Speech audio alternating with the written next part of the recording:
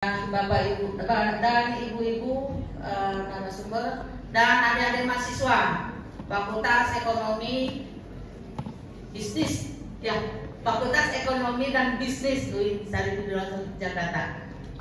Ayo kita sama-sama nanya. Oke, perkenalkan saya Rolita Sari, tadi sudah diperkenalkan.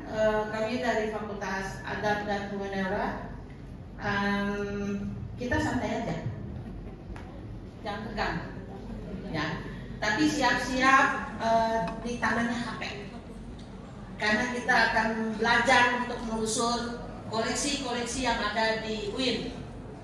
Nanti kalau misalnya koleksi itu nggak ada, baru kita cari di luar, ya kan? Tadi kan harus mencari atau mencantumkan nanti di dalam kursus kita sumber-sumber yang kredibel atau valid. Oke, ini e-resources adalah itu tadi sumber informasi digital. Tapi resources di sini nanti kita tidak hanya digitalnya aja, digital tambah sih. Bukan digigit gatal, bukan. Apa digital? Itu loh yang di Google Anda nelusur, ada e-book, ada jurnal. Nah, itu digital. Karena kita mengakses itu born by digital, artinya mengunduhnya dokumen-dokumen yang ada di Google secara digital. Cuman karena di UIN ini sudah ada pelanggan jurnal dan e-book, maka kita mengacu ke sana dulu. Jadi jelas nanti sumbernya. Oke, di UIN ini ada 12 fakultas. 12 fakultas ini kita kenalan dulu ya. Ini kan masih semester 1 kan? Iya, kita harus kenalan dulu. UIN itu apa sih ya? Nah ya. Ada 12 fakultas, nanti yang fakultas termasuk FEB ini ada perpustakaannya. Udah pernah ke perpustakaan FEB belum?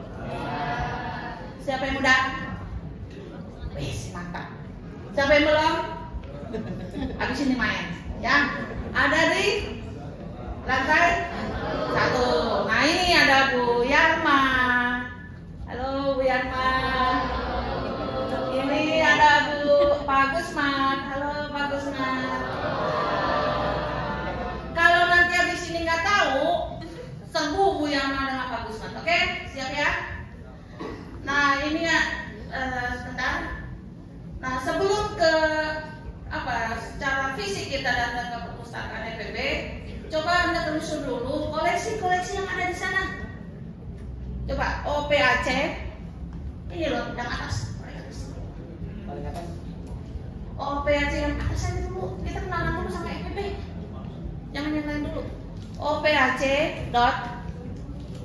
Nanti ada ini loh. Ada pertanyaan dari Bu. Ada hadiahnya nggak Bu? Ada hadiah dikasih Bu Doli ya. Yo, mau beli. OPAC.FEB. Bisa nggak di situ Pak? Dicontohkan. Keluar dulu. OPAC.FEB. uinjkt.ac.id. Bisa nggak Pak?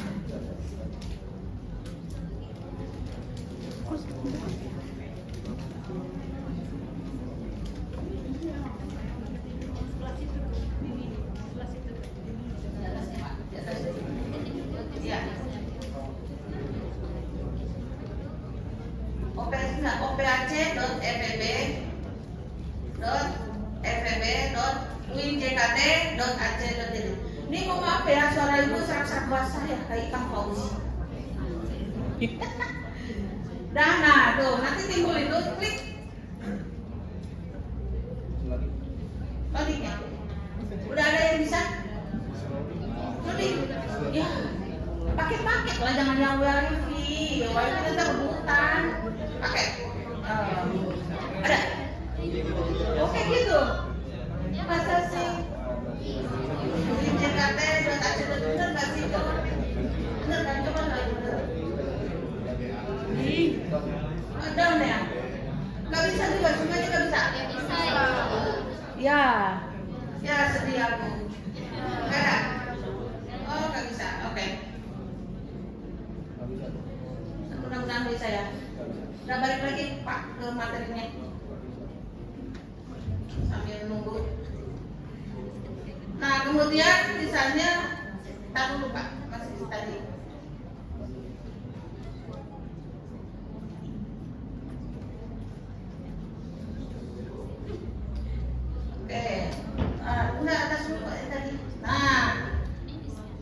tadi Pak. Nah, jalan-jalan ya. Nah, untuk apa?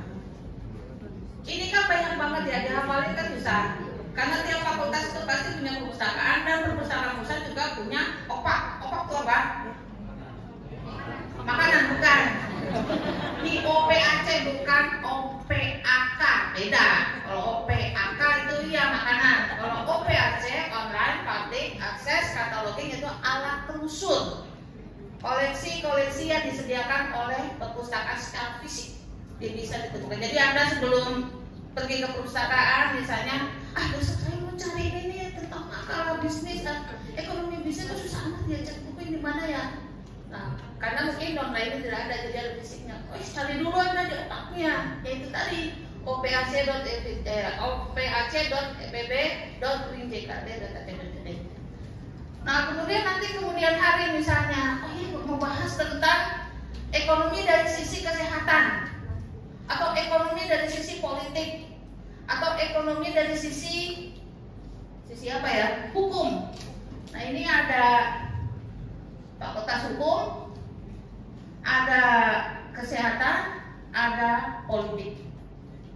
Bu, ribet Bu nggak hafal, maka pergilah ke katalog besarnya UIN Jakarta. Ini coba di screenshot bisa.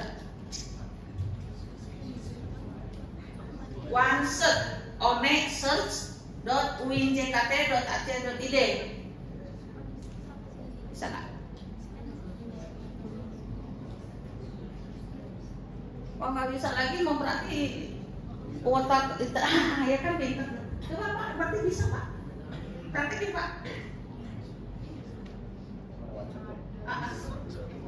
Masuk Pak.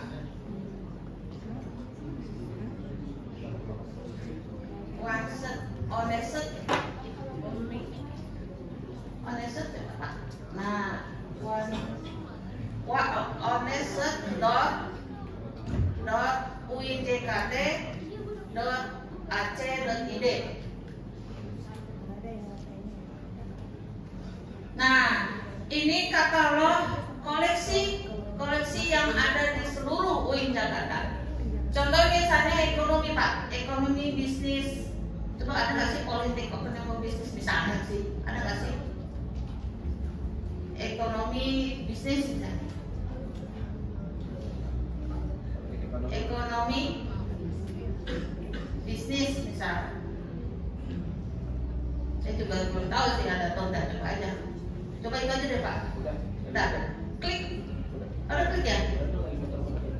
Oh, putar ya? Fokusnya. Nah, caranya di sini nih, di kolom ini. Ada yang mau coba? Coba aja, apa kayak gitu. Nah, ini. Oh, Pak, lupa, sabar ya. Nah, ini ekonomi politik. Ini ada buku, berarti buku. Adanya di mana? Oh, ternyata malahan adanya hanya di perpus pusat. Kalau ada perpustakaan UIN Jakarta, berarti dia hanya ada di perpus pusat. Adakah di tempat lain? Tidak ada. Coba ke bawah Pak. Kita lihat dulu apakah benar di tempat lain nggak ada. Ke bawah Pak. Bawah. Terus Pak. Terus pelan-pelan Pak. Pelan-pelan. Nah, bukan. Nah, ini ada psikologi, ini ada ini ekonomi juga ada tuh, ya kan? Oh ya, ini ada. Ada juga kan? Terus ke bawah nih, ada nih ekonomi bisnis. Ke bawah Pak. Nah, ke bawah. Nah, op. Nah, jadi ada berapa judul berkaitan tentang ekonomi politik. Nah, kalau udah ketahuan misalnya, adanya cuma di pusat, ya ada ke pusat. Tapi kalau sudah diketahui ada di perpustakaan FEB, ya ada ke FEB. Mudah kan? Menghemat waktu dan tidak kecewa ketika mencari. Nah, kalau daripada gujuk-gujuk Anda datang, di yang dicari kagak ada, kan kecewa kan? Oke, baik. Udah ada bisa ya? Coba gitu dong, ada yang bisa nggak? Lihatin sama ibu di sini. Mantap. Lagi? Mantap. Oke, sudah Pak, Linda. Jadi ada dua katalog besar, ada dua katalog yang harus Anda hafal. Apa? Katalognya FEB, kemudian katalog besarnya yaitu katalog OneSearch. OneSearch di jkt.ac.id. Next Pak. Oke, nah satu lagi yang wajib Anda hafal di luar kepala, repositori. Apa itu repositori? Adalah kumpulan-kumpulan skripsi, tesis, disertasi. Coba Pak. repositori.uinjkt.ac.id. Sebelahnya Pak. Nah, misalnya nih, kan ada yang mungkin udah semester 1 kan saya pengen cepat lulus Pak. Dari sekarang saya udah mau rancang skripsi saya, tesis saya, misalnya gitu, misalnya sambil ngeri kanan kiri gitu, ada yang cakep, ada yang ganteng gitu kan, ya sambil juga merancang ya, merancang tulisan dan merancang masa depan gitu ya. Nah ini repositori kita, udah ada seperti ini coba, kita perlihatkan FEB Pak, ini FEB, bawa Pak. Oke, nah tuh klik Pak. Itu ada Fakultas Ekonomi dan Bisnis. Klik ke bawahnya.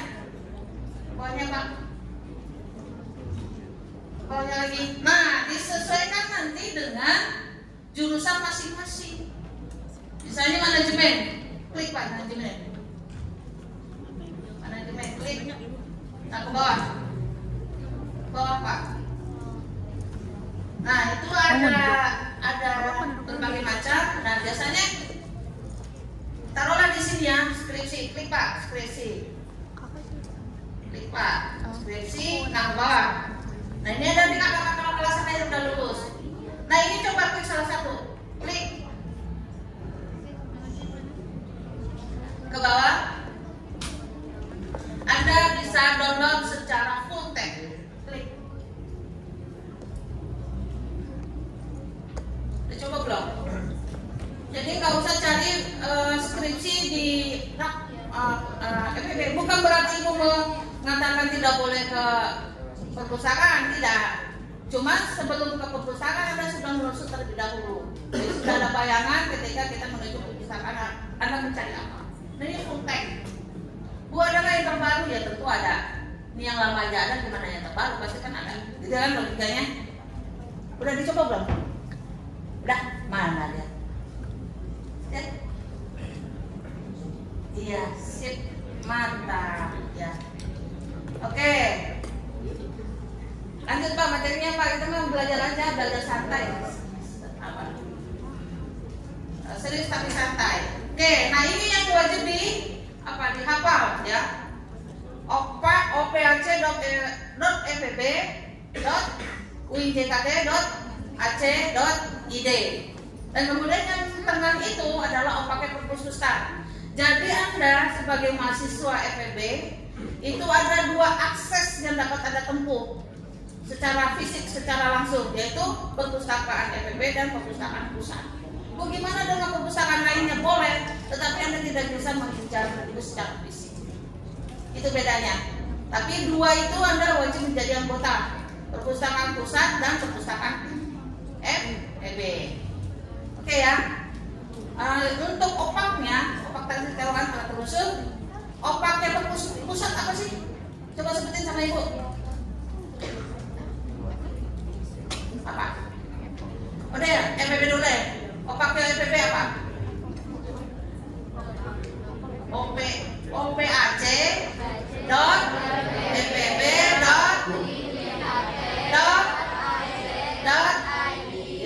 Kalau yang opaknya perpustakaan, tulis tulis pinter. Kalau skripsi karya ilmiah, repositori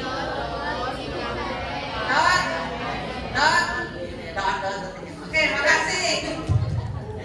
Oke, lanjut.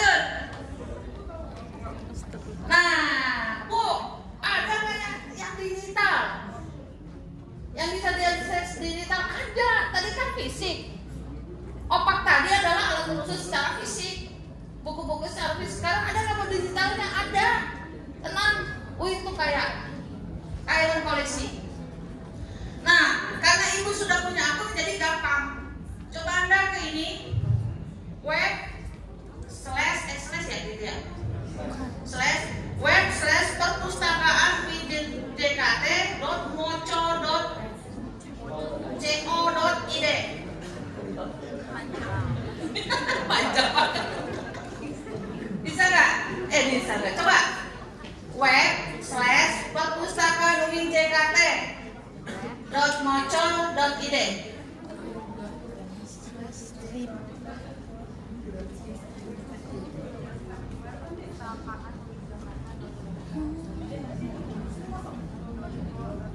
Ibu lupa bikin SID-nya.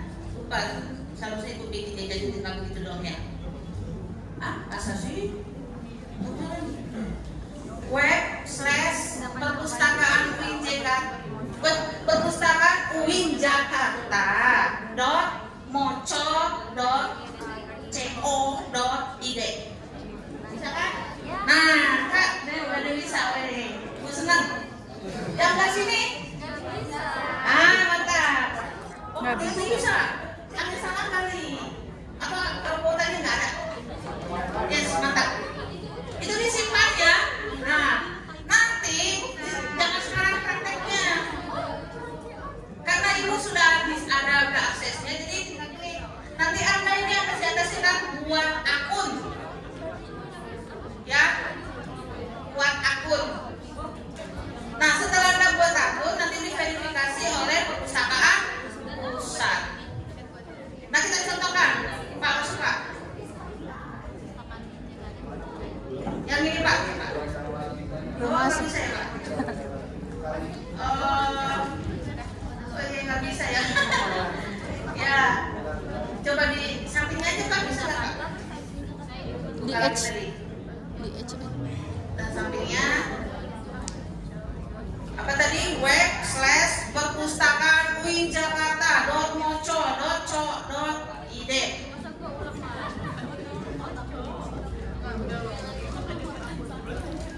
Perpustakaan bukan itu Pak, slash Pak, bukan slashnya nih itu Strip. nah, yang ini.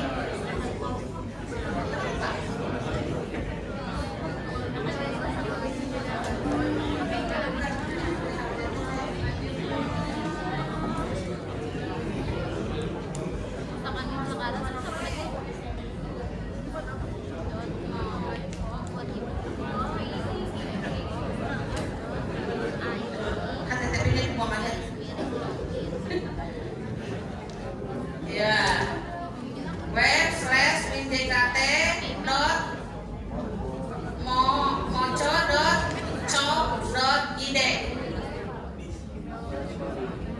Ya.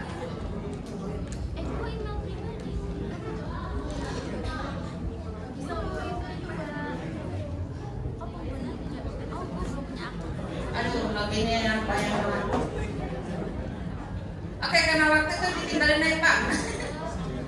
Intinya tapi Anda harus buat apa? Buat akun. Usahakan pakai @uinjkt. Ya. Ini udah tadi ya. Nah, tadi sudah kenal dengan buku. Ibu. Ya kan? Halo Bandung. Halo. Hai. Halo. Oke. Tadi udah kenal dengan buku, terus kemudian ibu melalui moco, ya kan? Sekarang kita kenal dengan jurnal. Nah, jurnal di lingkungan UIN itu dapat diakses coba perpus. Coba buka perpus.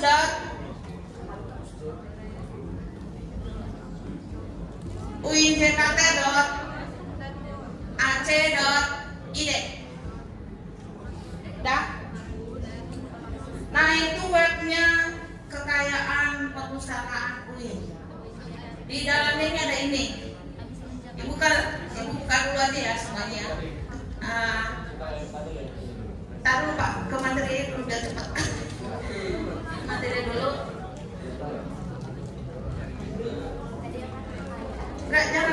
dulu Pak materinya. Kekayaan perpustakaan Jakarta. Oke, ini ada 24 yang tadi disebutkan oleh Pak Wade. Ini namanya, kalau orang Bandung, ini namanya adalah database. Tiap database itu pasti ada jurnal, ya, jurnal yang berkaitan berbagai subjek, tidak hanya ekonomi, tetapi ada juga law, medicine, health, politik, dan seterusnya. Oke, ini ada Progress, ada Oxford, ada Taylor, ya, dan kemudian ada G-Store. Ntar kita praktek satu aja, nanti waktunya habis soalnya. Lanjut. Nah, dan kemudian tadi Pak Wadid juga menyebut ada Wiley, ya kan? Ini ada Wiley. Wiley itu adalah dia ada dua bentuk koleksi, bisa dia e-book, bisa dia e-jurnal. Lanjut. Nah, semua tadi itu database yang di atas itu bisa Anda akses melalui remote log. Ya, coba ditulis winjkt.remotelog.com.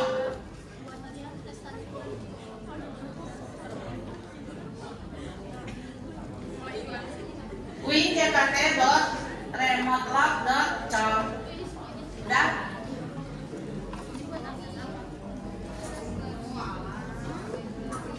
Bisa nggak? Ada yang bisa? Nah, itu bagus ya, bos dia. Sekarang yang remote log ya. Oke. Nah, nanti di remote log itu coba next Pak. Oh sorry, berarti itu nggak contohin. Di remote log itu nanti ada buka login. Ada login. Coba deh Pak remote log Pak. Contohin Pak.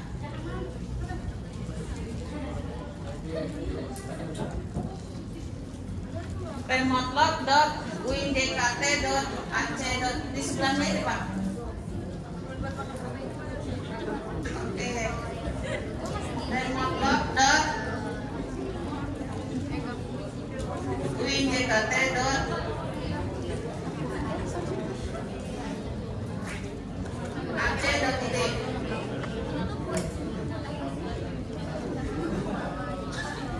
Ya.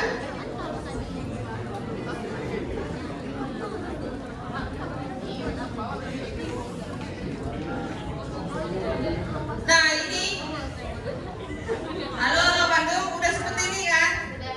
Nah nantinya ada login, klik login Pak. Login. Nah di sini nanti ada remote log, klik Pak ini Pak. Yang ini bukan. Nah, yang Microsoft Outlook. Kenapa itu? Karena UIN Jakarta itu melanggarnya Microsoft Outlook. Siapa di antara Anda semua yang sudah memilih, sudah emailnya itu terverifikasi dengan Microsoft Outlook? Mantap. Yang belah sini sedikit. Oh, kalau sebelah sini. Yang belum wajib ya. Wajib di emailnya diverifikasi tetapi yang UIN JKT. Oke Pak, Microsoft Outlook, langsung login. Klik. Ya itu. Jangan. Yang ini yang bawah. Ya.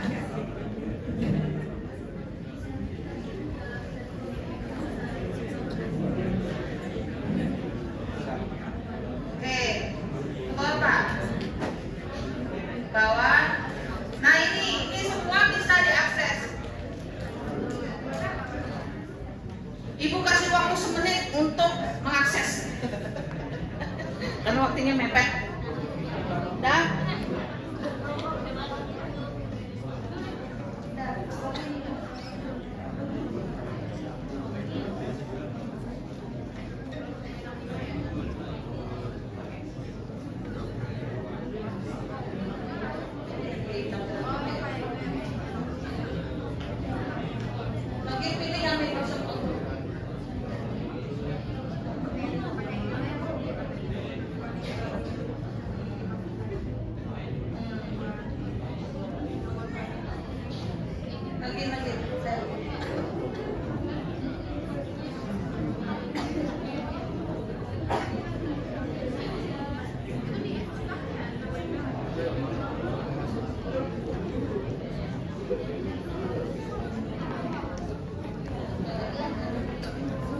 Udah, kasih udah.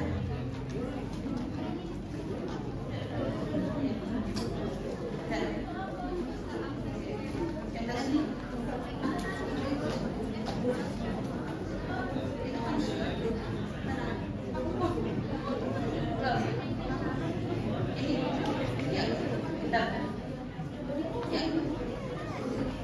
Ya, nah pilih aja misalnya di store lah yang paling mudah. Atau apa tadi Pak Warid bilang tadi ya? Apa lagi Pak? Emerald ya, ini ada emerald. Bentar di atas. Oh. Sebentar, dengerin, simak ya. Dari 24 database ini ya, tidak semua mengandung subjek ekonomi. Contoh, Karger itu adalah untuk kedokteran. Di stop umum, Anda bisa mengakses subjek apapun. Ovid kedokteran, bar. Anda bisa akses Oxford, ProQuest, Taylor, Statista. Statista ini adalah untuk mencari statistik, data-data statistik tentang misal contoh perkembangan ekonomi di Indonesia, dunia, cari aja di Statista. Atau misalnya data apa misalnya? Apa sih? Contohnya apa coba kalau misalnya ekonomi apa aja sih? Data apa coba? Halo Bandung. Nah, cari data apa coba? Yang pernah Anda pengen tahu gitu. Data jumlah misalnya jumlah ekonomi di apa ya? Pertumbuhan kesejahteraan di suatu tempat. Nah, butuhnya ambillah nanti di Statista. Pokoknya intinya dia berkaitan tentang data dan statistik itu langsung di Statista. Nanti dia ada tabelnya dari tahun sekian dan tahun sekian. Perkembangan literasi informasi tahun sekarang tuh berapa, kita di peringkat berapa. Indonesia ini kan tahu kita kan cuma ya di tingkat 60 ya. Atau sekarang mungkin sekarang sudah meningkat lagi. Nah, itu carinya di Statista. Oke ya. Mau pilih salah satu bisa sih. Misalnya bolehlah Statista, coba.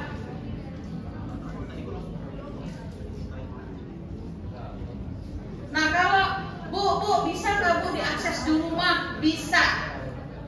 Ya, tidak mesti harus di UIN. Ya, tapi harus apa? Wajib masuk ke remote log linknya. UIN JKT pakai dot gak? Nah, UIN JKT.remotelog.com. Nah, itu Anda bisa akses di rumah.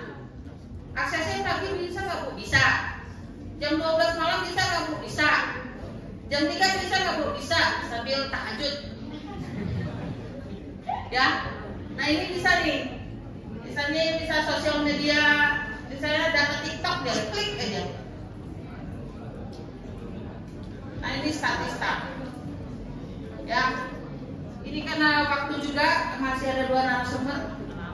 Ya, balik lagi Pak. Ya, balik lagi. Itu kan nah SMO, nah ini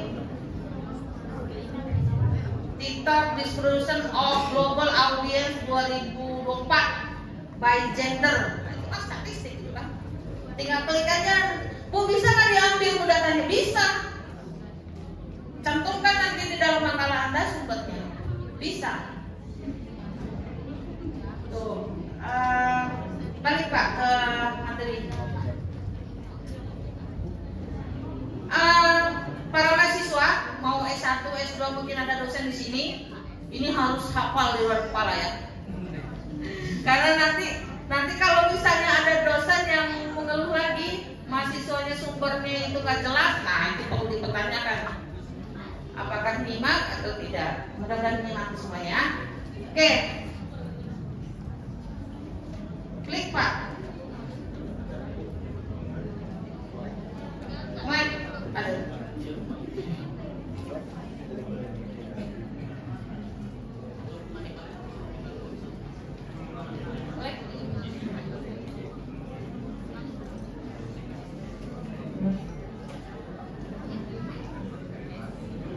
Ya, ngelek. Bisa dipakai. Ngelek.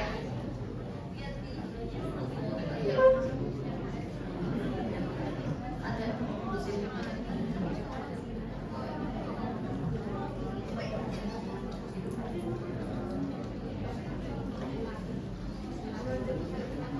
Ngelek ya? Ngelek.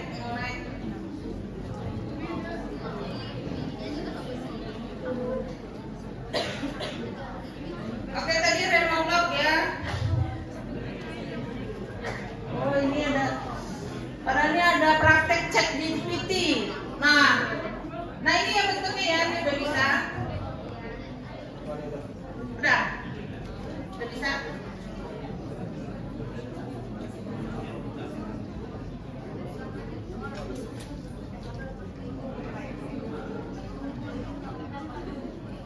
Coba deh, di situ bisa cari PPT pada sini.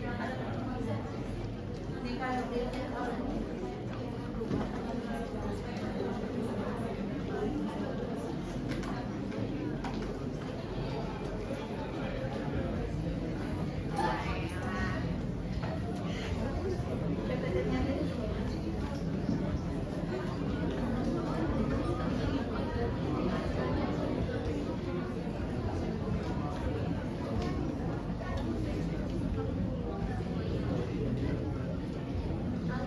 Oke, ini karena nge-like ya, jadi coba buka perpus.uinjkt.ac.id.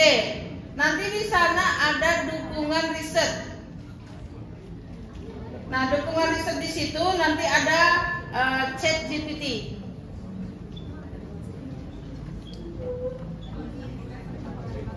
Terus Kak. Nah ini, ini chat GPT yang dihilangkan untuk sementara oleh UIN. Dicoba ya. Itu aja di foto saja karena nanti waktu juga. Next. Yang jelas chat GPT yang mungkin Anda pernah gunakan ya, yang di Google itu akan berbeda ketika dilanggar. Akan berbeda dari kualitas dari segi informasinya. Nah kemudian selain itu perpustakaan juga memiliki apa? Siapa yang S2 di sini? S2 dan berarti S1 semua ya? Oh berarti ini. Kalau misalnya ada koleksi yang kurang, maka bisa mengajukan ke perpustakaan pusat melalui Rapideal. Next. Nah ini research tool, ada Rutunetin, ada Grammarly. Next. Dan kemudian ini juga ada sumber lainnya. Anda nanti bisa juga mendaftar sebagai anggota perpustakaan nasional. Ya. Next. Nah mungkin itu ya yang dapat saya sampaikan. Bu, yang e-resources perpustakaan nasional gimana? Coba aja e-resources. Coba e-resources perpustakaan nasional. Yang belakang maju ini ke depan. Karena ini kosong. Yang belakang ke depan bisa. Ini mau kuliah kali ya? Iya, yang belakang ke depan. E-resources perpustakaan nasional. Nah, nanti Anda buat akun di sana, ya. Oke, mungkin itu yang dapat saya sampaikan. Terima kasih. Assalamualaikum warahmatullahi wabarakatuh.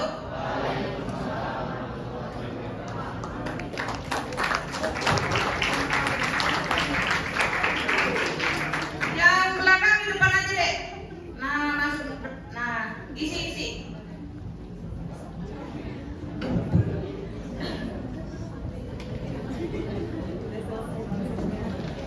Ma.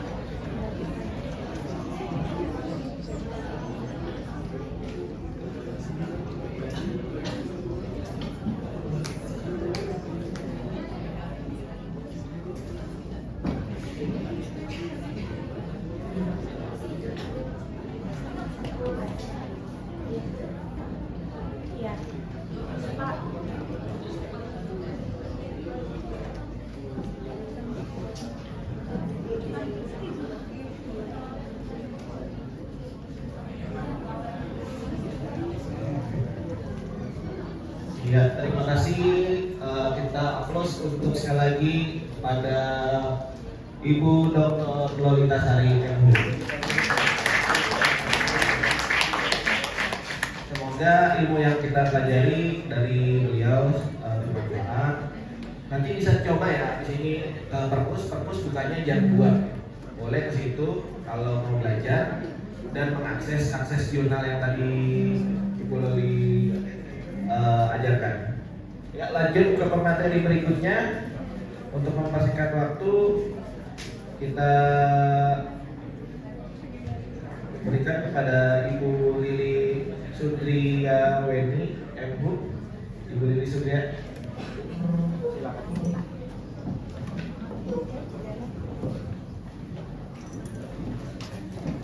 Selamat pagi semua. Selamat pagi apa selamat siang nih? Selamat pagi, semangat pagi ya. Ini semester 1 semua? Alhamdulillah. Sudah jadi maha? Bukan jadi sis? Apa perubahannya dari siswa ke mahasiswa? Ada banyak? Hah? Apa? Apa perubahannya? Dari siswa ke mahasiswa?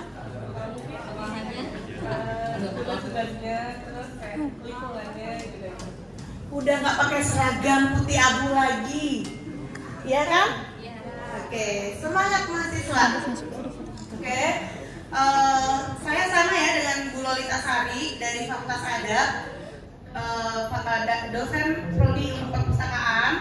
Nah, kita akan berbicara di sini kaidah penulisan karya ilmiah. Pernah dengar istilah karya ilmiah? Apa itu karya ilmiah? Nanti dikasih permen kalau dapat. Enggak dimarahin kalau salah. Karya tulis yang dihasilkan dari desain-desain fakta. Karya tulis yang dihasilkan dari desain-desain fakta. Oke, benar sekali. Next Pak, kita lihat. Benar nggak ya? Siapa namanya tadi? Hah? Iki. Oke, Iki. Lanjut Pak.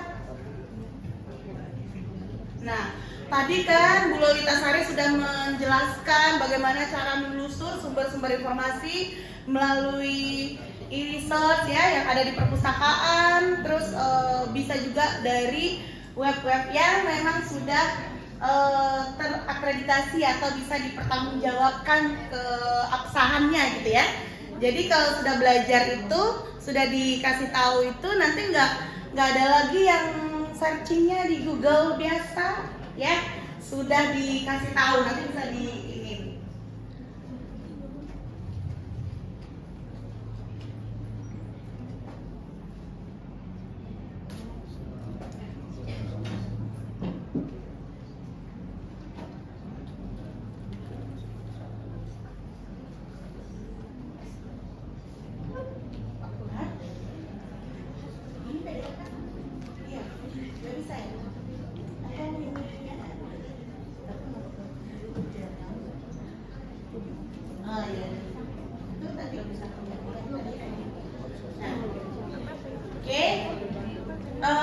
Tadi sudah disebutkan oleh teman kita Vicky, karya ilmiah itu karya tulis yang memaparkan suatu pembahasan secara ilmiah. Nah, dia itu sistematis dan akurat. Nah, karya ilmiah itu bedanya dengan tulisan lain adalah dia itu harus ada fakta dan data empiris. Jadi kalau nggak ada data, nggak ada fakta, dia disebut dengan apa?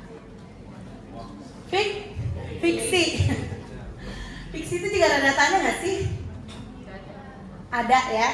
Tapi kalau data dari karya ilmiah itu dia tuh sudah melalui ada pendekatannya ya, ada metodologinya dan sebagainya.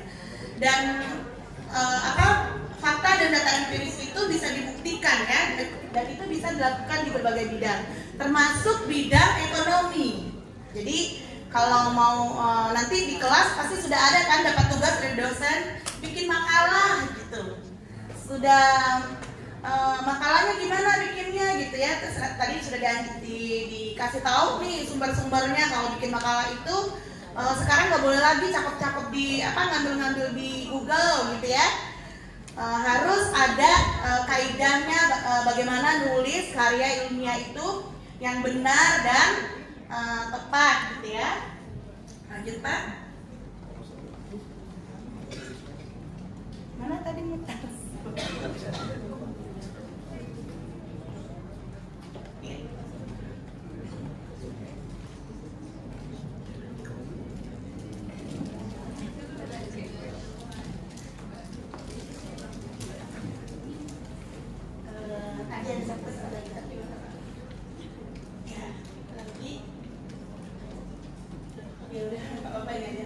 Nah, karya ilmiah itu punya ciri-ciri ya. Jadi kalau nanti kalian ketemu dengan suatu tulisan, ciri-cirinya nggak sama dengan yang di sini, artinya itu bukan karya ilmiah. Nah, apa ciri-cirinya? Coba kita lihat dulu. Ya, yang pertama yang membedakan karya ilmiah dengan karya-karya lainnya itu dia mempunyai beberapa ciri. Yang pertama, dia itu harus objektif. Apa itu objektif? Tinggal baca. Apa itu objektif? Jadi karya ilmiah itu harus objektif, yaitu dia harus menggunakan data yang kebenarannya bisa diuji atau teruji kebenarannya. Kalau datanya nggak teruji kebenarannya, berarti dia bukan pesanan misalnya, kan nggak teruji ya. Terus apa lagi? Masih tadi Pak. Nah, bisa teruji dan bisa dipertanggungjawabkan. Jadi bukan sekedar opini ya, bukan sekedar pendapat perorangan, bukan sekedar pendapat orang, perorangan kelompok, tapi memang dia itu ada data dan datanya bisa dipertanggungjawabkan. Itu salah satu ciri-cirinya yang membedakan karya ilmiah dengan karya-karya lainnya.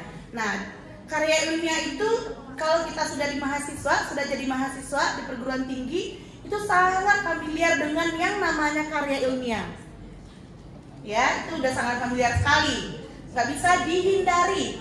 Kalau kalian jadi mahasiswa tuh nggak bisa dihindari yang namanya menulis karya ilmiah. Mau selesai dari fakultas ekonomi harus nulis skripsi, itu syarat utamanya. Ada juga sekarang sih katanya boleh nggak nulis skripsi, tapi harus menerbitkan artikelnya di jurnal. Nah, jurnalnya juga katanya tadi nggak boleh sembarangan jurnal ya, harus ada terindeks ya, terakreditasi deh minimal. Ada tadi disebutin Sintanya itu ada 1, 2, Sinta banyak ya. Nah, jadi nggak bisa ngasal juga gitu ya. Boleh hindarin skripsi, tapi nggak tahu deh di FEB sudah berlaku apa belum, saya belum tahu juga ya, karena itu baru ini ya, atau masih wacana atau karena di fakultas sekarang sih belum, tapi sudah ada rencana-rencana seperti itu. Kalau di UI sih udah ya, kalau di UI mungkin nggak semua fakultas ya Pak. Nah, terus apa lagi? Ciri-ciri karya ilmiah yang paling yang kedua itu adalah logis. Maksudnya logis itu apa? Tinggal dibaca. Apa logis? Berdasarkan penalaran yang masuk akal, nggak mistis. Kalau mistis apa? Sekarang nonton ini nggak malam Jumat. Horor ya, kalau mistis itu sama dengan horor ya. Kalau karya ilmiah dia harus logis, nggak boleh mistis ya. Nah, logis, jadi berdasarkan penalaran yang masuk akal. Kalau mistis kan nggak masuk akal kan? Terus tiba-tiba ada yang terbang, gitu kan nggak masuk akal juga gitu ya. Nah, terus pola nalar yang digunakan itu sesuai dengan kebutuhan. Misalnya, jika kita ingin membuktikan fakta, membuktikan data, maka pola yang dipakainya adalah dari khusus ke umum. Atau sebaliknya, kalau kita ingin membuktikan sebuah hipotesis atau teori-teori, maka yang kita gunakan adalah pola deduktif. Apa itu? Dari apa? Umum ke khusus. Jadi logis. Jadi logis, tidak mistis, harus masuk akal. Kalau kita ingin membuktikan data dan fakta, harus dari khusus ke umum. Kalau kita ingin membuktikan teori atau hipotesis, artinya polanya deduktif. Lanjut Pak. Nah, ciri-ciri berikutnya adalah argumentatif. Apa argumentatif?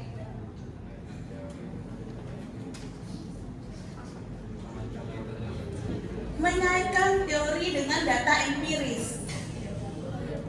Tadi karya ilmiah itu harus ada data, fakta. Nah, terus juga ada teori. Nah, itu harus dikaitkan. Gak boleh dia berdiri sendiri. Ya, seperti itu.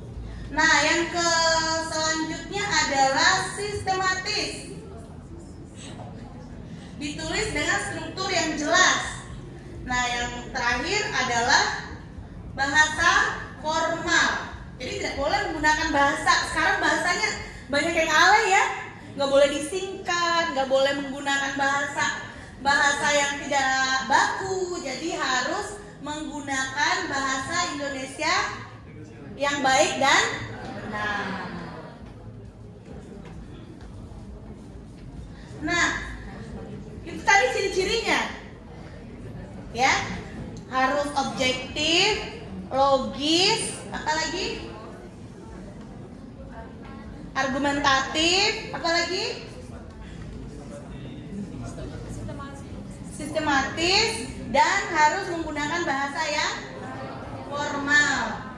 Nah, jenis-jenisnya apa nih? Yang sering kalian temukan di sekarang nih, udah berapa bulan kuliah? 3 bulan ya? Sudah menemukan karya ilmiah dalam bentuk apa? Makalah, apalagi? Kan menemukan ya, kalau menemukan dengan membuat beda ya. Apalagi yang pernah kalian temukan karya ilmiah selama kuliah? Makalah, skripsi, apalagi? Artikel. Nah, sekarang kita lihat apa sih jenis-jenis karya ilmiah.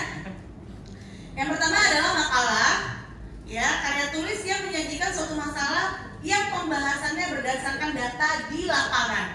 Jadi kalau kalian disuruh bikin makalah, gimana? Kira-kira ada data di lapangan nggak? Minimal observasi, ya, yang bersifat empiris dan objektif. Nah, makalah ini sering digunakan dalam konteks akademis ya, misalnya tugas kuliah atau seminar. Kalau kalian mau ikut seminar, terus disuruh bikin makalah, ya kan? Terus tugas kuliah juga disuruh bikin makalah. Minimal kalian datanya dari observasi atau kajian pustaka. Artinya kalian mengumpulkan bacaan-bacaan terkait topik yang mau kalian bikin ya. Tapi harus ada datanya gitu ya, makalah itu. Nah, biasanya itu adalah tugas-tugas kuliah atau seminar. Nah, ini nanti kalian sudah mulai terbiasa ya dengan bikin makalah. Sudah berapa kali ditugaskan bikin makalah selama kuliah? Baru 1 kali. Ya, siap-siap untuk kesekian kalinya ya. Lanjut, yang kedua adalah artikel ilmiah. Apa itu artikel ilmiah? Karya tulis yang membuat hasil penelitian. Nah, kalau ini artikel ilmiah ini hasil penelitian ya, atau analisis, minimal analisis yang dibuat oleh penulis dan diterbitkan di jurnal ilmiah. Ya, tadi kalian sudah belajar bagaimana cara menelusur jurnal. Nah, ini juga kalau ingin nulis, bisa bikin artikel, bisa diterbitkan di jurnal. Tentu ngikutin aturan yang ditetapkan oleh jurnalnya. Biasanya setiap jurnal tuh dia punya aturan sendiri, gitu ya, beda-beda biasanya setiap jurnal itu. Nah, terus apa lagi? Jenis karya ilmiah, skripsi. Sudah pernah nggak lihat skripsi seniornya? Di mana? Di repositori. Di mana lagi? Yang tercetak di perpustakaan. Dilihat doang apa dibaca? Hah? Ada yang dibaca, ada cuma dilihat doang gitu ya. Oh, ini bentuknya skripsi. Kalau di FEB warna skripsinya apa? Biru. Terus ada yang sudah lihat gitu tema-temanya. Kalau di FEB itu apa? Apa aja secara prodi ya? Ada berapa prodi di FEB? Prodi apa? Hah? Ekonomi syariah. Nah, artinya mulai dari sekarang sering-seringnya baca skripsi yang berkaitan dengan ekonomi syariah. Siapa tokoh ekonomi syariah yang fenomenal? Kalau saya kan mes. Apa itu? Oh, magister. Iya, berarti harus tahu banget dong ya. Tokoh ekonomi syariah yang paling populer siapa? Kalau di dosennya. Bukan di umumnya. Nggak tahu, masa nggak tahu sih? Harus tahu dong. Oke, terus tesis. Nah, tesis, skripsi, disertasi itu hampir sama ya. Itu adalah karya ilmiah yang memang diperuntukkan untuk mahasiswa-mahasiswa yang ingin selesai di tingkatannya. Kalau skripsi tingkatannya S1, skripsi itu coba lihat Pak. Skripsi itu apa aja isinya? Ya. Dia berisi penelitian serta pembahasan satu topik dalam bidang ilmu pengetahuan tertentu. Misalnya tentang ekonomi syariah, berarti topiknya tentang ekonomi syariah gitu ya. Nah, itu syarat kelulusan untuk strata 1. Nah, kalau karya ilmiah tesis itu syarat kelulusan untuk magister ya. Dia membahas topik yang lebih mendalam dan terperinci dibandingkan skripsi. Kalau skripsi mungkin boleh hanya sekedar menggambarkan, mendeskripsikan. Tetapi kalau di magister topiknya bahasannya sudah lebih mendalam dan lebih detail dan lebih terperinci. Dan sumber-sumbernya juga harus lebih dibandingkan dengan skripsi. Misalnya kalau skripsi 30 sumber bacaan, mungkin ya kalau magister ya bisa sampai 50 sampai banyak gitu ya. Karena dia lebih bahasannya lebih mendalam dan lebih terperinci. Nah, kalau disertasi lebih lagi. Kalau disertasi itu syarat kelulusan untuk S3. Nah, ini biasanya berisi penelitian yang orisinil, yang berisikan kontribusi baru dalam ilmu pengetahuan. Jadi kalau S3 itu diharapkan ada kontribusi baru atau hasil penelitiannya itu bisa diterapkan atau ada sesuatu yang baru yang dia temukan gitu ya. Kalau dibandingkan dengan skripsi, tesis, disertasi jauh lebih detail lagi gitu ya.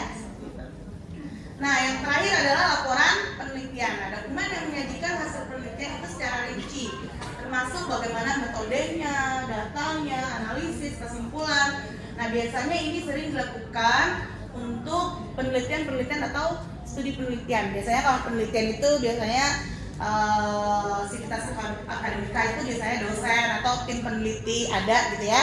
Nah, dia itu memang dikhususkan untuk meneliti suatu topik. Nah, khusus untuk penelitian itu, jadi dia harus lebih datanya jelas langsung di lapangan dan menganalisisnya lebih detail lagi. Lanjut Pak. Nah, terus dalam penulisan karya ilmiah itu harus ada strukturnya. Struktur karya ilmiah biasanya terdiri dari beberapa bagian utama, ya, dan dia harus disusun secara sistematis. Nah, yang pertama itu adalah halaman judulnya harus jelas. Jadi UIN itu punya pedoman penulisan karya ilmiah. Ada di download nggak? Sudah di download belum? Pedoman penulisan karya ilmiah yang dikeluarkan oleh UIN. Belum. Harus. Coba kalian cari bisa di-download. Nah, itu jadi setiap perguruan tinggi biasanya dia punya kebijakan dan peraturan masing-masing terhadap pedoman penulisan karya ilmiah. Beda fakultas biasanya juga ada sedikit perbedaan. Misalnya kalau di SPS itu kertasnya B5, tapi semua sekarang sudah B5 ya. Bener nggak? Kayaknya iya, rangkum nih. Coba habis ini langsung di-download ya. Pergunakan kuotanya untuk mendownload ya. Coba pedoman penulisan karya ilmiah yang dikeluarkan oleh UIN. Tahun terbaru ya, yang terbaru 2017 kalau nggak salah ya, 2017 ya. Yang terbaru ya. Ya 2017. Coba langsung dilihat. Nah, di situ biasanya kalau kalian mau menulis, lihat dulu pedomannya. Jadi biasanya kalau bimbingan itu kan kalau di FA itu pembimbing itu satu, ya. Dan satu pembimbing itu biasanya dia banyak membimbing mahasiswa. Satu pembimbing itu bisa aja dia bimbing mahasiswa tuh sampai 15 orang. Jadi nggak mungkin kan satu pembimbing yang membimbing 15 mahasiswa akan melihat secara teknisnya seperti apa penulisannya. Makanya mahasiswa diminta untuk memahami pedoman penulisan karya ilmiah yang di-download dan dibaca sendiri. Udah download belum? Siapa yang berhasil mendownload? Pedoman penulisan karya ilmiah UIN. Siapa yang berhasil mendownload? Ada yang sudah berhasil? Mana? Siapa? Nah, bisa dilihat di situ ya, ada di situ pedomannya. Yang untuk semuanya ada yang skripsi juga.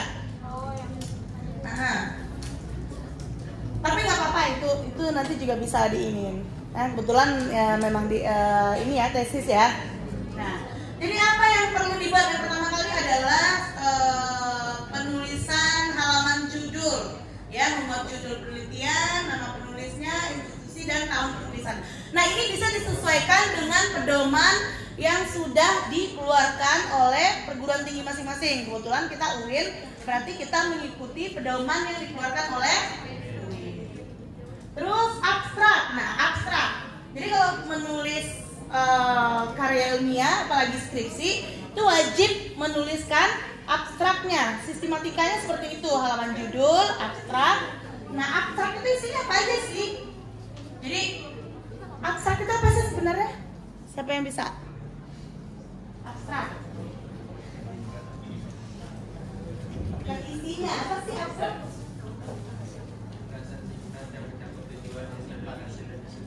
Cuma dibaca.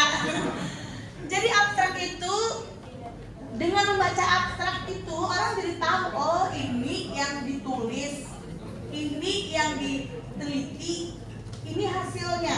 Jadi dari abstrak itu tanpa membaca keseluruhannya orang jadi tahu. Kalau menurut dia ini penting, baru dia baca selanjutnya. Tapi kalau menurut dia ini nggak sesuai dengan topik dia, cukup dia baca sampai abstrak saja. Nah, jadi abstrak itu ringkasan singkat yang mencakup, di situ ada tujuannya, kenapa ini ditulis, kenapa karya ilmiah ini ditulis. Nah, di situ tujuannya apa, terus ada metode yang digunakan apa, hasilnya seperti apa, dan kesimpulannya apa. Jadi secara garis besar yang ditulis di sebuah karya ilmiah itu tertuang di dalam abstrak. Terus sistematika selanjutnya adalah pendahuluan. Nah, isi di pendahuluan itu adalah latar belakang. Nah, latar belakang itu menjelaskan konteks dan kenapa penelitian itu dilakukan. Jadi di dalam pendahuluan itu ada namanya latar belakang. Nah, latar belakang. Jadi kalau kalian menulis skripsi itu nanti ada latar belakang. Latar belakang itu ditulis menjelaskan kenapa alasan penelitian itu dilakukan apa, harus jelas di latar belakang. Misalnya, terus udah dijelaskan kenapa penelitian ini penting dilakukan. Itu ada alasannya di latar belakang dan alasannya itu harus secara ilmiah. Terus selanjutnya di latar belakang itu nanti akan ada misalnya kalau kalian subjeknya tertentu, misalnya ekonomi syariah gitu ya. Kenapa milihnya ekonomi syariah? Kenapa nggak ekonomi secara konvensional? Nah, itu harus dijelaskan plusnya kenapa milihnya ekonomi syariah. Jadi ya apa namanya poin-poin kelebihan yang kita pilih itu harus tertuang di dalam latar belakang. Sama halnya misalnya kalau kita milih nih ya, ini di sini kan banyak cewek nih misalnya nih banyak cewek-cewek. Ada tiga orang ini. Nah, ini siapa namanya? Pisa. Kenapa Pisa milihnya yang baju hitam? Siapa namanya? Ulfa. Kenapa pilihnya Ulfa? Misalnya nih ya sekarang ini. Oh, Ulfa itu soleha, pintar. Itu nilai plusnya dibandingkan yang lain. Gitu. Nah begitu juga dengan latar belakang itu. Jadi ketika kita memutuskan memilih suatu subjek ingin diteliti, kita harus tahu kenapa dia kita milih itu, apa kelebihan dia dengan topik-topik yang lain. Terus tempat juga gitu, misalnya objeknya di mana misalnya di sekolah di sebuah perusahaan apa gitu ya. Kenapa milihnya itu? Kenapa nggak yang lain? Jadi itu harus terjelas juga di dalam latar belakang. Jadi alasan-alasan ya. Terus rumusan masalah, masih yang tadi Pak. Di latar belakang itu juga ada nanti tertuang rumusan masalahnya. Jadi setelah kita ceritakan bahwa penelitian ini penting dilakukan, topik ini, objeknya begini, alasannya secara ilmiah. Akhirnya dirumuskanlah masalahnya apa, ya. Nah, rumusan masalah itu nanti pertanyaan atau masalah yang ingin kita jawab itu ada di rumusan masalah. Nah, nanti menjawabnya itu untuk menjawab rumusan masalah itulah kita perlu melakukan penelitian lebih lanjut sehingga nanti ada jawaban dari rumusan masalah. Nah, terus sistematika berikutnya adalah masih di dalam pendahuluan itu ada tujuan penelitian. Jadi harus jelas tujuan penelitian kita itu apa sih, gitu ya. Kalau nggak jelas tujuannya nggak bisa juga gitu ya. Maksudnya harus jelas tujuan penelitiannya apa, terus apa yang ingin dicapai dan apa manfaat dari penelitian itu. Jadi kita meneliti itu nggak sia-sia. Setelah ada tujuan, kira-kira manfaatnya apa sih? Buat akademis, buat masyarakat dan sebagainya. Jadi bisa bermanfaat apa yang sudah dilakukan, penelitian yang sudah dilakukan. Lanjut Pak. Terus sistematika selanjutnya adalah metode penelitian. Nah, dalam penelitian itu ada namanya metode penelitian. Ini kalau yang udah magister udah paham ya. Kalau yang semester 1 mungkin masih meraba-raba gitu ya. Kalau udah magister udah tahu dia. Nah, metode penelitian itu gunanya adalah membantu kita untuk menyelesaikan penelitian itu menggunakan metode yang tepat. Nah, di situ ada jenis metode penelitian itu ada ya, misalnya deskripsi jenis penelitian itu ada dua, misalnya kualitatif dan kuantitatif. Nah, kalau kualitatif apa kalau kualitatif? Kalau kuantitatif? Kalau kuantitatif itu kan kita banyak teori tentang pendapat orang lain, dan kalau kuanti itu lebih data. Ya, jadi kalau orang bicara kuanti artinya dia lebih banyak ada hitung-hitungannya, gitu ya.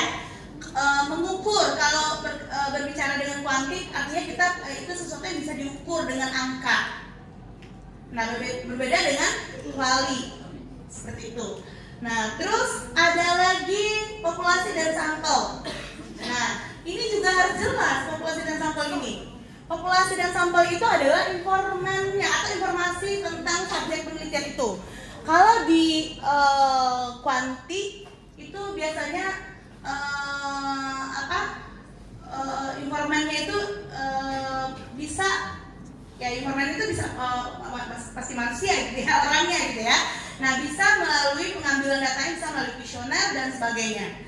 Tapi kalau di kuali biasanya dia menggunakan wawancara. Tapi wawancaranya tuh tanya sekali langsung terjawab, nggak seperti itu. Kalau di kualitatif itu dia bisa berkali-kali menanyakan pertanyaan yang sama dan jawabannya belum tentu sama.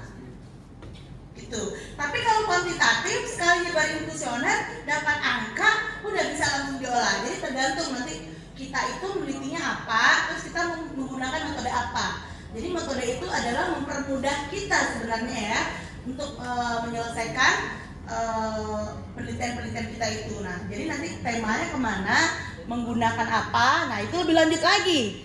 Ya, ada lagi satu SKS mata kuliahnya. Sudah dapat kan? Belum? Semester 1 belum dapat? Tapi kalau magister udah ya? Iya. Sudah. Jangan bilang enggak loh, udah selesai skripsinya 1 loh. Terus teknik pengumpulan data. Nah, metode yang digunakan ini teknik ini adalah cara atau metode yang digunakan dalam mengumpulkan data. Seperti yang kita sebut tadi. Ada dengan menggunakan visioner, ada dengan menggunakan wawancara, observasi dan sebagainya. Itu adalah teknik pengumpulan data. Nah, yang terakhir itu adalah teknik analisis data. Cara data dianalisis untuk menjawab dari rumusan masalah tadi. Jadi tadi kan kita punya masalah nih. Nah, itu untuk mencari teknik analisis data ini adalah untuk menjawab masalah-masalah kita yang ada pada rumusan masalah. Jadi sebenarnya kalian kuliah itu harus nyari masalah ya, benar nggak? Kalau nggak dapat masalah nggak selesai kuliahnya. Jadi rajin-rajinlah cari masalah. Kalau tidak bermasalah tidak selesai ya. Lanjut Pak. Nah, yang terakhir hasil dan pembahasan. Hasil penelitian ini penyajian data yang diperoleh dari penelitian. Jadi setelah kita punya hasil penelitian, data gitu ya, terus itu dibahas di hasil dan pembahasan. Hasil penelitian itu dibahas gitu ya. Nah, penyajian data diperoleh dari penelitian dan pembahasan itu adalah analisis dan interpretasi data serta menghubungkan dengan teori yang ada. Jadi pembahasan itu dihubungkan dengan teori.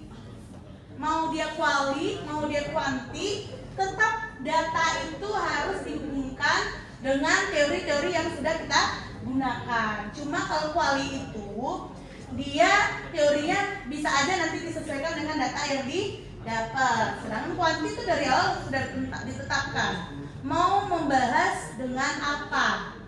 Jadi nggak berdiri sendiri, itu namanya landasan teori itu di situ ya. Dibahasnya di pembahasan. Terus nanti pembahasan itu terus nanti terakhir adalah penutup. Nah, penutup itu isinya apa? Ada kesimpulan, ringkasan temuan utama dari penelitian. Jadi kesimpulan itu ringkasan temuan itu harus sesuai tadi dengan rumusan. Jadi jangan sampai nanti data pembahasan itu beda. Jadi rumusan, data, pembahasan dan kesimpulan itu harus sama. Ya, harus sama semuanya, menjawab pertanyaan-pertanyaan yang ada di rumusan. Nah, baru terakhir daftar pustaka, referensi yang digunakan dalam penelitian dan lampiran. Nah, daftar pustaka ini nanti akan dilanjutkan oleh Ibu Gana. Jadi bagaimana kalian cara menyusun daftar pustaka menggunakan referen manager, yaitu Mendeley atau Zotero. Bagaimana caranya? Sumber-sumber yang kita kutip itu bisa kita buatkan daftar pustakanya tanpa harus pusing. Ya, sudah terstruktur semuanya, sudah tinggal nanti dipraktekin sama Ibu Gana. Nah, yang terakhir itu adalah lampiran. Lampiran itu adalah informasi tambahan yang mendukung penelitian, seperti misalnya ada tabel, gambar, atau instrumen dari penelitian itu. Paham tuh? Itu doang tahunya. Oke, Ibu Gana mungkin dilanjut sama Ibu Gana ya, terkait referen manager. Tadi sudah sama Bu Luli diajarkan bagaimana cara menelusur sumbernya. Terus tadi kita juga bagaimana sih kaidah penulisan karya ilmiah itu. Terus sekarang kita lanjutkan bagaimana semua itu bisa dirangkum dalam referen manager seperti Mendeley atau Zotero.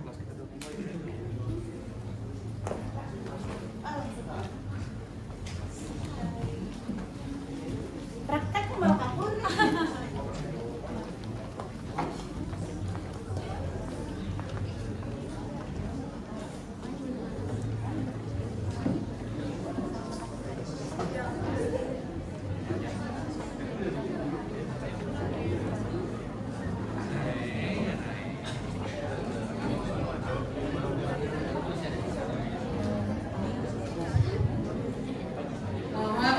mahasiswa yang di belakang bisa ke depan ya. Yang di belakang, Yang di depan belakang. intinya loh. Pindah ke depan ya, biar kelihatan prakteknya. Enak kita praktek. Bagaimana menggunakan material.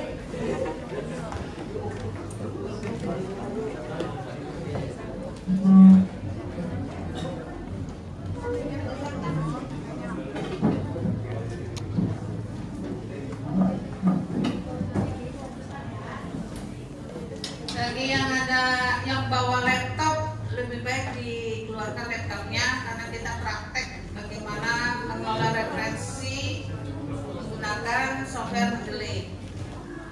Pak dibawa laptop? Ada yang bawa laptop?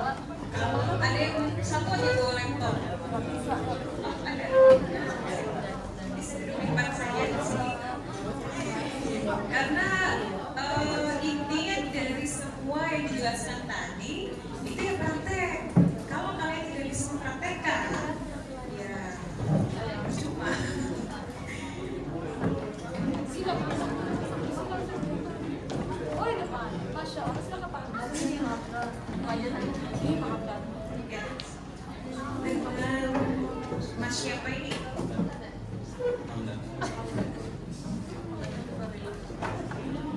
Iya, Pak, kamu. Pak, silakan.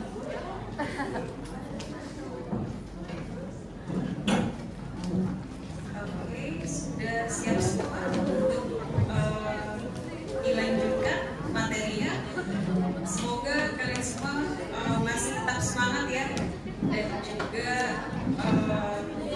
ingin mengetahui bagaimana praktek dari Mendeley itu sendiri. Oke, sebelumnya saya awali terlebih dahulu. Assalamualaikum warahmatullahi wabarakatuh. Waalaikumsalam warahmatullahi wabarakatuh. Oke, saya mau perkenalkan diri terlebih dahulu ya, karena kalau tidak kenal maka tak sayang. Mudah-mudahan kalian sayang semua sama saya. Nanti banget ya. Nama saya Gana Rayana Putri. Saya dosen di UIN Syarif Hidayatullah, Fakultas Adat dan Humaniora. Saya mengajar dari tahun 2017. Ya, karena kebanyakan orang nilai saya seperti mahasiswa soalnya. Saya sudah punya anak 2 gitu ya. Jadi lebih ya Bu. supaya lebih dikenal aja sih. Artinya bukan berarti membedakan ya. Maksudnya kita lebih kenal, lebih sayang maksudnya itu. Oke, dari awal sampai tadi di bagian yang gue ini, ada yang ingin ditanyakan tidak? Sudah paham semua dari mulai bagaimana cara menelusur e-jurnal, kemudian sampai membuat jurnal itu sendiri. Ada yang ditanyakan tidak? Bagian mana? Semuanya. Tapi sudah terbayang ya apa itu artikel ilmiah? Sudah ya? Atau sudah pernah membuat? Nah, ini lebih penting lagi nih. Ada? Lu jangan senyum-senyum aja. Dijawab. Kita kan lagi sharing ya, discuss. Ini kakak siapa ini namanya? Kita yang lagi senyum pakai baju putih. Sudah pernah membuat artikel ilmiah? Lagi. Semester? Sudah sedang membuat artikel ilmiah. Oh, magister. Wow, kan? Enggak, satu. Ya, biasanya memang yang penting itu dalam membutuhkan ini ketika mahasiswa tingkat akhir, ya, di magister, doktoral, dosen, nah itu sudah pasti dibutuhkan. Kalau kalian sekarang merasa kayak kayaknya belum butuh deh, gitu ya. Sepertinya nanti aja lah. Ngapain saya belajar sekarang? Terlebih dahulu lupa nanti pada saat di semester akhir saja. Ya, saya mau tanya lagi, Mendeley itu apa tadi yang sudah dimention oleh Bu Wendy? Saya nggak punya, saya punya permen deh, hadiahnya permen deh. Apa itu Mendeley? Mendeley itu adalah software, betul ya, software untuk membantu para peneliti, para dosen, para mahasiswa siapapun yang sedang melakukan penelitian dan kemudian menuliskannya di dalam artikel penelitian, ya. Atau singkatnya adalah reference manager. Ya. Reference manager, dari kata reference manager. Reference itu artinya apa? Daftar isi, daftar pustaka. Manager, ya, mengkoordinasikan, mengorganize. Jadi bagaimana daftar pustaka itu diorganisasi ya. Jadi kalian tidak perlu menuliskannya secara manual, tetapi dengan menggunakan software kalian akan melihat betapa wah otomatis sekali ya, cepat sekali ya. Jadi kalian tidak perlu menuliskannya kembali. Oke, sekarang saya terima kasih Bapak. Nah, ini ya mengenal Mendeley merupakan aplikasi manajemen reference free atau gratis ya. Jadi teman-teman semuanya bisa dapatkan di internet ya. Tidak perlu Bu, gimana nih saya mendapatkannya? Minta dong. Tidak. Jadi nanti saya infokan di mana teman-teman semua bisa mendapatkan Mendeley. Kemudian kompatibel dengan pengolah kata Microsoft Word, ya. Kemudian Mac, Word, Linux, OpenOffice, Android, dan BigText. Suara saya masih bisa didengar sampai belakang sana? Masih ya. Kadang ternyata suara saya saking kencangnya hanya saya sendiri yang mendengarkan. Lalu fasilitas free web storage ini dapat dimanfaatkan sebagai online backup. Artinya kalian bisa dapat free cuma 2 GB saja. Tenang aja, 2 GB itu gede banget teman-teman ya. Lalu backup dan sinkronisasi data dari beberapa komputer dengan akun online. Nah, kalau kalian pernah menemukan di Shopee, di Tokped ada yang jualan akun Mendeley. Nanti coba kalian lihat ya. Bedanya apa itu Bu? Ya, kalau seperti itu kalian bersamaan dengan semua orang-orang yang terjadi satu di situ dan itu berbayar. Nah, kalau seperti itu kan sayang ya. Lebih baik kalian bisa mempelajari sendiri, menggunakan sendiri. Nah, itu lebih baik daripada berbayar ya, membeli seperti yang saya sampaikan tadi.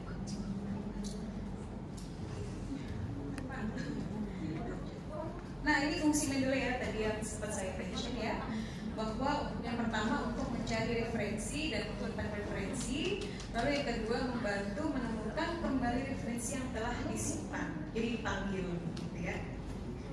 Lalu membuat catatan, menandai pada dokumen referensi, kemudian membantu menyusun kutipan dan daftar pustaka dengan berbagai gaya penulisan kutipan dan daftar pustaka secara konsisten. Jadi yang pertama itu ada APA style. Di sini ada yang tahu nggak APA style itu apa? Nggak tahu ya. Tahu bentuknya bibliografi, daftar pustaka, referensi? Ada yang tahu bentuknya seperti apa? Tadi katanya artikel ini tahu. Berarti kan referensi harus tahu juga. Ada yang tahu bentuknya seperti apa? Boleh dong angkat tangan yang tahu. Jangan pura-pura nggak tahu. Bagaimana itu daftar pustaka? Susunannya tahu. Dan itu tidak boleh ngawur ya, tidak boleh asal copy paste atau kita mengetikkan tanpa diatur. Ya, pertama ada nama, kemudian ada tahun, ada judul, ada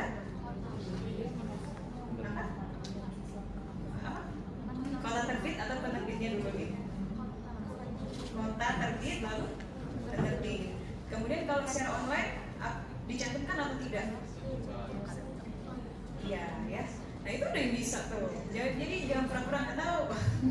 Nanti nggak tahu beneran gimana. Jadi mumpung dari semester 1, teman-teman semua saya harapkan harus terbiasa dalam menuliskan sumber referensi. Karena dengan menuliskan sumber referensi kita berarti apa? Menghargai karya orang lain, gitu ya. Kita kan nggak bisa ya berterima kasih langsung ya, karena kita sudah mendapatkan ide dari orang lain itu. Kita nggak kenal. Caranya gimana? Ya cantumkan namanya di dalam sumber referensi tersebut, atau daftar pustaka, atau referensi, atau nama yang lain adalah bibliografi, ya. Lalu sharing research di komunitas bukan Mendeley. Jadi modelnya itu juga sama seperti Facebook, Twitter, ya. Tapi di dalamnya isinya adalah peneliti semua. Kan kalian juga peneliti sekarang ya. Karena sebagai mahasiswa dengan mengerjakan tugas, dengan kesibukannya, ya menyelesaikan penugasan itu, mencari berbagai sumber informasi harus yang sesuai. Tadi yang dikatakan oleh Bapak Wadek ya, pengambilnya itu ya harus di sumber-sumber yang tersedia, digunakan semaksimal mungkin yang ada di fasilitas kampus ya, atau yang di perpustakaan pusat itu juga bisa dipakai. Jadi kalian juga boleh merasa susah mendapatkan informasi, atau kan sekarang zamannya ini ya, copy paste di Google ya kan, cepat ya, atau ChatGPT, ya kan. ChatGPT ada nggak tuh referensinya? Nggak ada kan. Kalian tanya dijawab, kalian tanya dijawab. Giliran nanti pada saat ditanya oleh dosen, dari mana kamu dapat? Masa iya ChatGPT, AI gitu ya? Kan nggak boleh ya. Jadi harus mencantumkan sumbernya. Baik Pak Punten. Nah ini ada dua ya teman-teman versi Mendeley itu, ada yang reference manager dan juga Mendeley desktop. Nah, perbedaannya di sini adalah dari fiturnya kebutuhan koneksi internet untuk Mendeley desktop itu login pertama kali. Ya. Lalu untuk reference manager tuh satu kali setiap kali login. Kemudian penyimpanan referensi PDF-nya offline atau di dalam desktop itu sudah ada ya, karena Mendeley desktop itu sudah di dalam desktopnya itu sendiri. Jadi pada saat install ya itu langsung nempel di dalam desktop. Pada saat masuk tidak perlu koneksi internet juga tidak masalah, itu yang desktop. Tapi kalau reference manager kalian butuh koneksi internet gitu ya, karena kaitannya juga dengan web importer.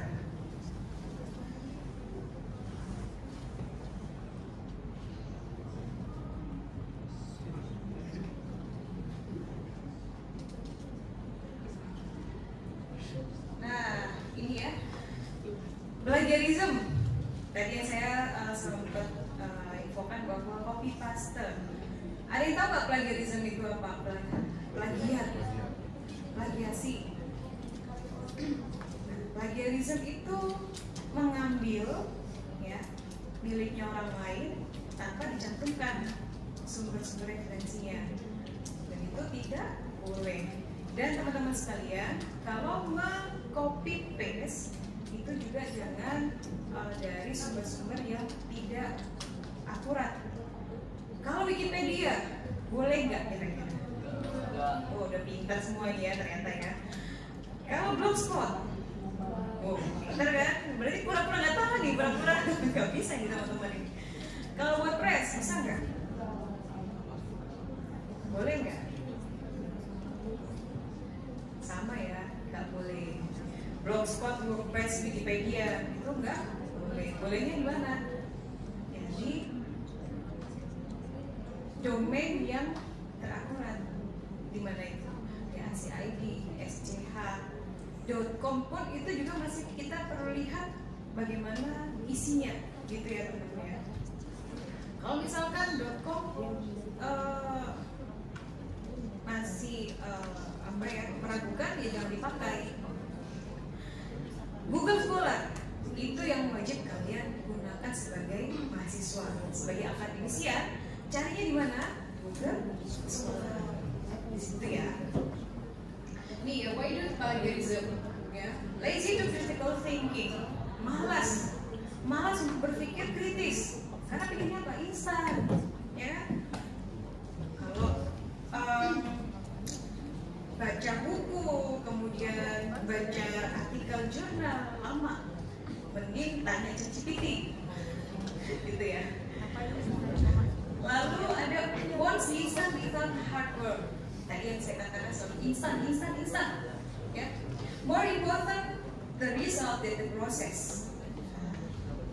Jadi gak penting lah apa prosesnya, yang penting hasilnya udah selesai. I learned the values, norms, academic ethics. Nah, itu ya. Udahlah pokoknya cepet, gitu ya. Diabaikan nilai-nilai, norma, dan etika dalam penulisan ilmiah itu diabaikan. Lalu no respect the other scientific work and the environment supportive. Ternyata satu kelas itu kompak semuanya, gitu ya. Nah teman, kita sharing ya, kelompok satu, kelompok dua, kelompok yang lain. Nanti kita saling bertukar ini ya, hasilnya kamu yang bab 1 atau saya nomor 1, kalian nomor 2. Nanti kita merger gitu ya. Jadi lalu dikumpulkan ke dosen. Ternyata dosennya juga nggak periksa gitu kan. Jadi kalian beruntung. Jadi nggak boleh sampai seperti itu. Nah, yuk kita sekarang mulai masuk ke dalam Mendeley ya. How to use? Yang pertama, masuk ke dalam mendeley.com. Kemudian Pak, saya boleh di sini ya Pak.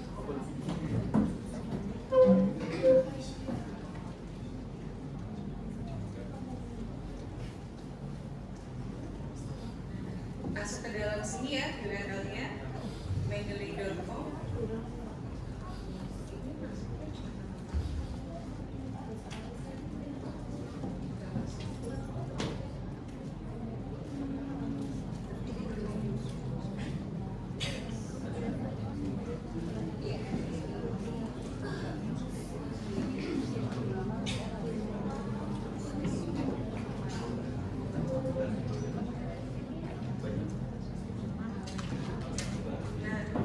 Sekarang saya langsung online ya. Jadi barangkali teman-teman kalau di device handphone, berat teman-teman kasihan handphonenya. Ya. Jadi saran saya laptop ya. Tablet sebetulnya bisa, tablet, handphone tuh bisa. Hanya saja kasihan device kalian yang bisa itu ya laptop, PC ya, itu ya bisa. Kalau bawa tablet silakan mau coba juga boleh. Nah, kita masuk ke dalam Mendeley ya. Mendeley di sini ini adalah untuk pertama kali kalau kalian tidak punya sama sekali ya. Ada yang pernah download belum? Ada yang pernah create account? Belum ya? Berarti create account dulu nggak apa-apa dari handphone kalian. Boleh. Jadi yang perlu dilakukan adalah create account terlebih dahulu. Iya. Create account. Di sini. Nah, emailnya apa?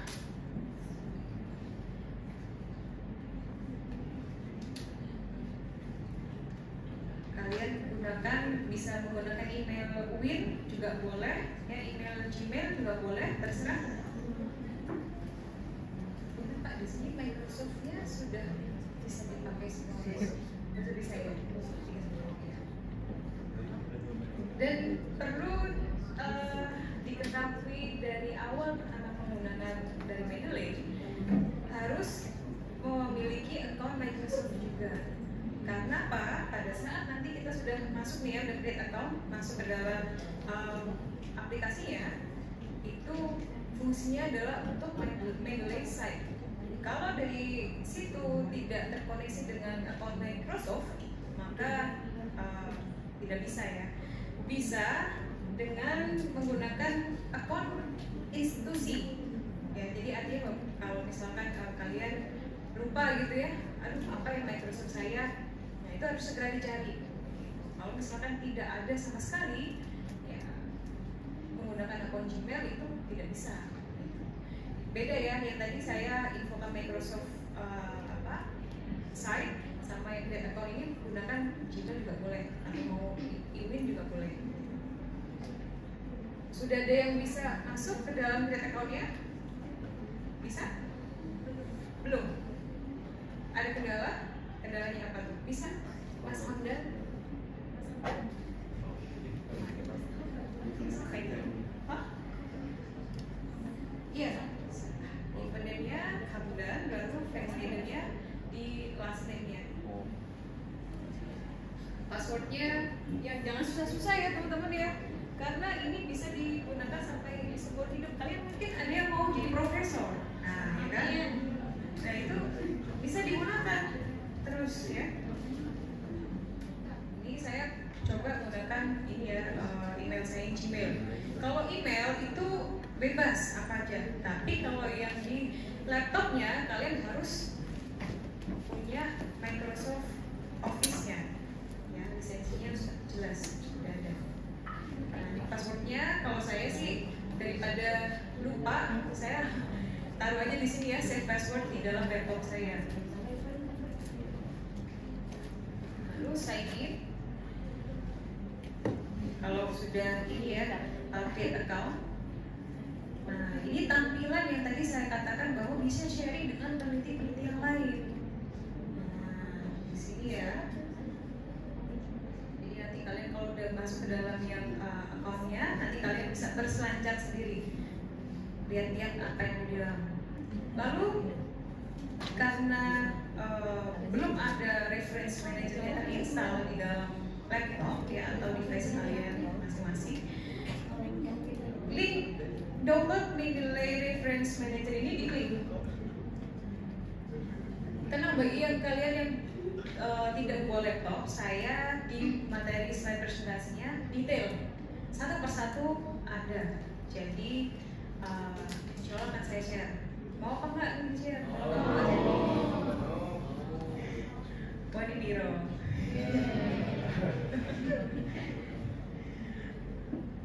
Apa? Sudah bisa? Coba klik download reference manager ya, Mendeley Reference Manager.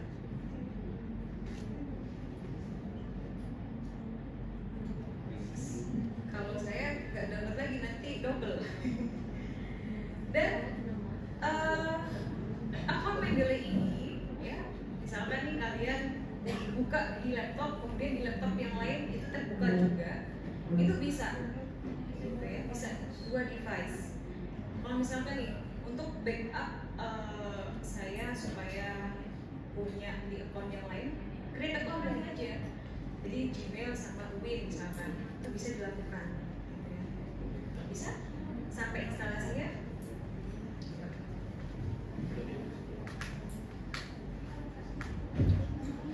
Nah, disesuaikan ya, ini ada untuk Windows, ada untuk Mac.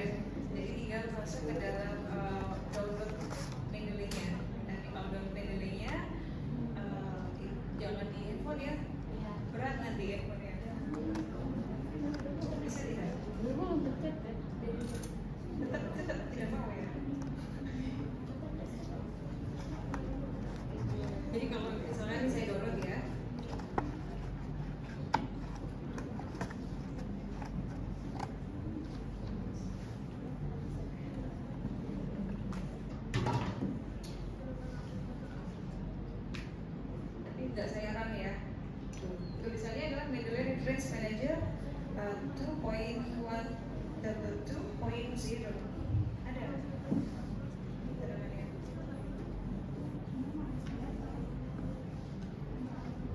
Sini ya.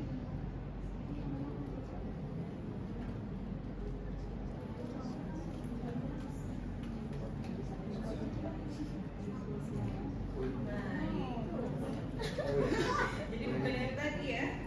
Ada kesalahan nih.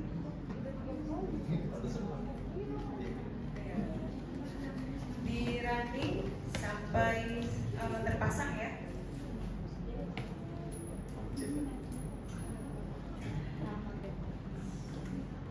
Tergantung dari koneksi internetnya memang. Kalau misalkan cepat, ya dia push gitu ya, kayak kereta Jakarta Bandung.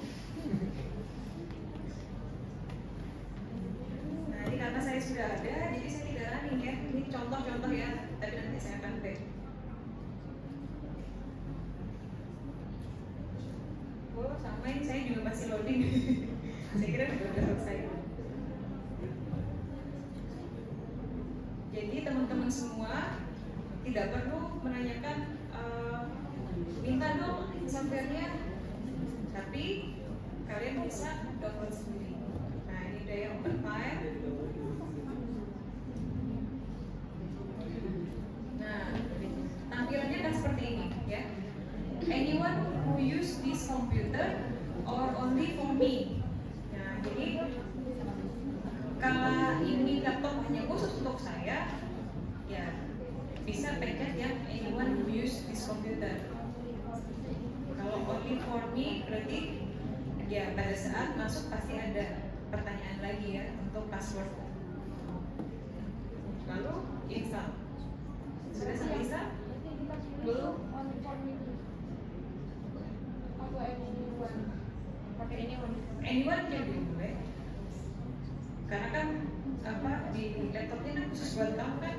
ya Atau sharing dengan pacarnya. Oh pacarnya ternyata tugasnya enggak sama lalu nggak boleh saling contek gitu misalkan. Ya, saya cancel ya.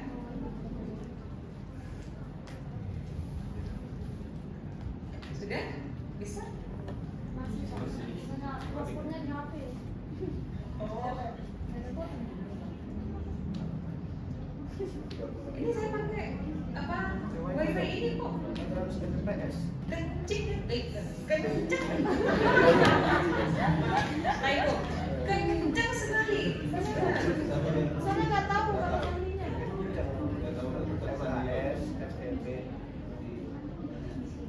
Iya Pak, iya betul ya. Ini saya pakai ini kok. Nih, coba lihat nih, Win Jakarta nih. Kalau UIN Jakarta itu mahasiswa nggak akses. Oh, Mahasiswa UIN Jakarta ada mahasiswanya. Oh, nah itu tuh bedanya. Kalau di kantin nanti semua akses malah kita jadi kenal. Iya betul ya Bu ya. Tapi nggak apa-apa nanti kasih aja Pak.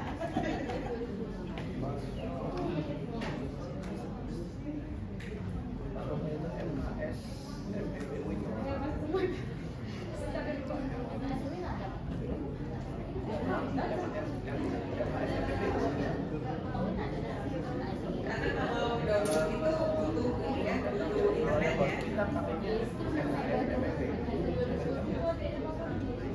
Nah ini.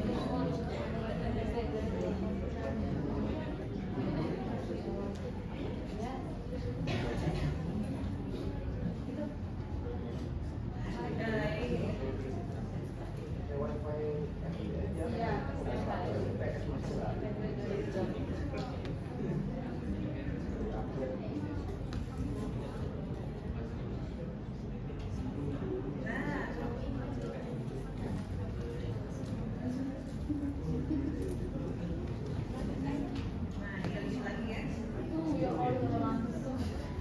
Nanti dosen kalian kaget, wah dari semester 1 udah punya Mendeley, luar biasa. Langsung, kenapa? Terkejut ya. Udah langsung aja semester 8 itu bikin skripsi gitu ya. Langsung lulus. Langsung lulus gitu.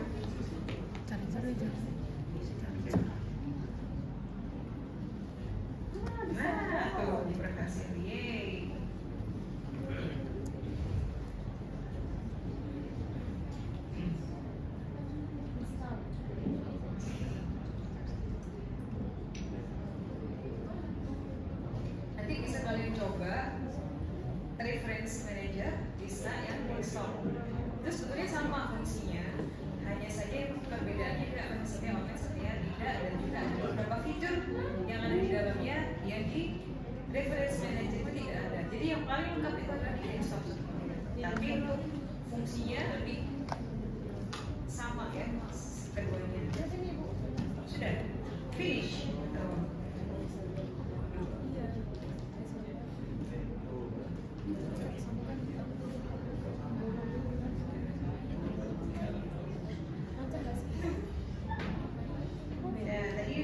Kemudian tampilannya nanti akan seperti ini ya. Betul itu yang tadi masuk ke dalam ininya ya, akun yang tadi sudah dibuat.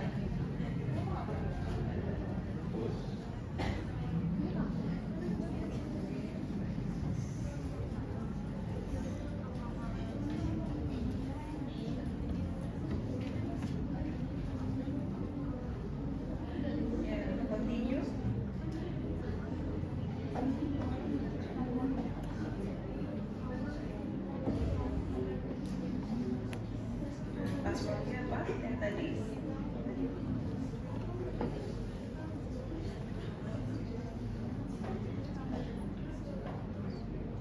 Oke, berhasil ya masuk ya. Yuk kita di dalam ya.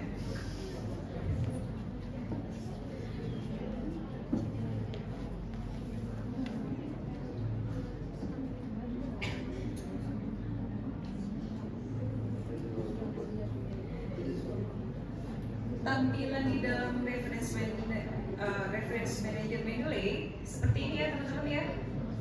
Ada fitur-fitur plus add new, kemudian all references, recently added, kemudian recently read, sampai trash. Trash itu berarti di delete ya. Kemudian ada favorite, my publication, unsorted, duplicates, and etc. ya. Nah, tampilannya milik kamu bagaimana? Oh.